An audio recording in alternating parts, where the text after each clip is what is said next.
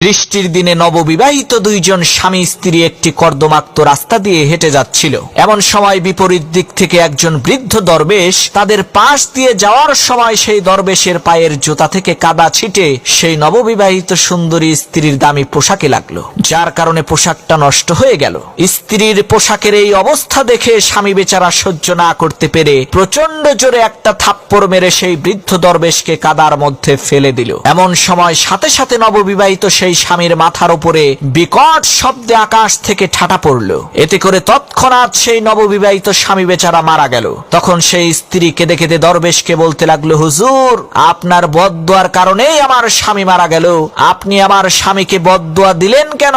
তখন সেই দরবেশ বলল, মাগো, আমি তোমার স্বামীকে বদদুয়া দেইনি। তুমি আগে বলো, আমার পা থেকে কাদা ছিটকে তোমার স্বামীর গায়ে লেগেছিল নাকি? তখন সেই স্ত্রী বলল, না, আমার স্বামীর গায়ে কাদা লাগেনি, বরং আমার গায়ে লেগেছিল। তখন দরবেশ বলল, তাহলে তোমার স্বামী আমাকে থাপ্পড় দিল কেন?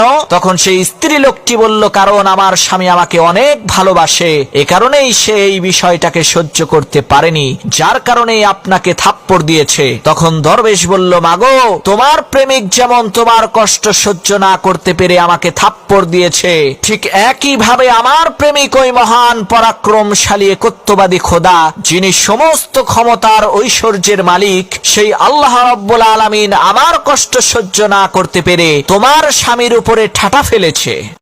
বৃষ্টির দিনে নববিবাহিত দুইজন স্বামী স্ত্রী একটি কর্দমাক্ত রাস্তা দিয়ে হেঁটে যাচ্ছিল। এমন সময় বিপরীত দিক থেকে একজন বৃদ্ধ দরবেশ তাদের পাশ দিয়ে যাওয়ার সময় সেই দরবেশের পায়ের জুতা থেকে কাদা ছিটে সেই নববিবাহিত সুন্দরী স্ত্রীর দামি পোশাকে লাগলো, যার কারণে পোশাকটা নষ্ট হয়ে গেল। স্ত্রীর পোশাকের এই অবস্থা দেখে স্বামী বেচারা সহ্য না করতে পেরে প্রচন্ড জোরে একটা থাপ্পড় মেরে সেই বৃদ্ধ দরবেশকে কাদার মধ্যে ফেলে দিল। এমন সময় সাথে সাথে নববিবাহিত সেই স্বামীর মাথার উপরে বিকট শব্দে আকাশ থেকে ঠাটা পড়ল। এতে করে তৎক্ষণাৎ সেই নববিবাহিত স্বামী বেচারা মারা গেল। তখন সেই স্ত্রী কেঁদে কেঁদে দরবেশকে বলতে লাগলো, হুজুর, আপনার বদদুয়ার কারণেই আমার স্বামী মারা গেল। আপনি আমার স্বামীকে বদদুয়া দিলেন কেন? তখন সেই দরবেশ বলল, মাগো, আমি তোমার স্বামীকে বদদুয়া দেইনি। তুমি আগে বলো, আমার পা থেকে কাদা ছিটকে তোমার স্বামীর গায়ে লেগেছিল নাকি? তখন সেই স্ত্রী বলল, না, আমার স্বামীর গায়ে কাদা লাগেনি, বরং আমার গায়ে লেগেছিল। তখন দরবেশ বলল, তাহলে তোমার স্বামী আমাকে থাপ্পড় দিল কেন? তখন সেই স্ত্রী লোকটি বলল, কারণ আমার স্বামী আমাকে অনেক ভালোবাসে, এ কারণেই সে এই বিষয়টাকে সহ্য করতে পারেনি, যার কারণেই আপনাকে থাপ্পড় দিয়েছে। তখন দরবেশ বলল, মাগো, তোমার প্রেমিক যেমন তোমার কষ্ট সহ্য না করতে পেরে আমাকে থাপ্পড় দিয়েছে, ঠিক একই ভাবে আমার প্রেমিক ওই মহান পরাক্রম